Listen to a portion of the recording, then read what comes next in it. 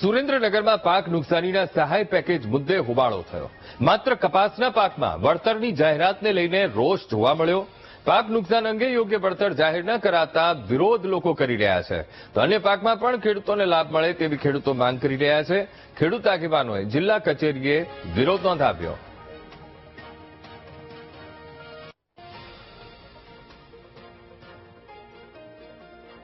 સહાય મેળવવા માટે જે તે સમયે ખેડૂતોએ જિલ્લા ખેતીવાડી અધિકારીના નિયમ મુજબ, ઠરાવના નિયમ મુજબ તમામ ખેડૂતોએ અરજી કરેલી હતી।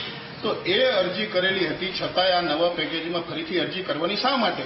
એટલા માટે આ નવું પેકેજ જે છે એમાં આ લોકોએ માત્ર કપાસ દર્શાવેલો છે, જ્યારે જૂનો જે પરિપત્ર હતો એમાં તમામ પાકોને નુકસાન થયેલું હતું। તમામ પાકોના નુકસાન થવા પાછળ જે ખેડૂતોને નુકસાન થયેલ એને સહાય મળવા પાત્ર હતી, ત્યારે આ નવા પરિપત્રમાં કપાસ દર્શાવીને માત્ર ને માત્ર ખેડૂતો સાથે છેતરપિંડીનો એક કારસો રચ્યો હોય એવું આમાં ચોક્કસ જણાઈ આવે છે।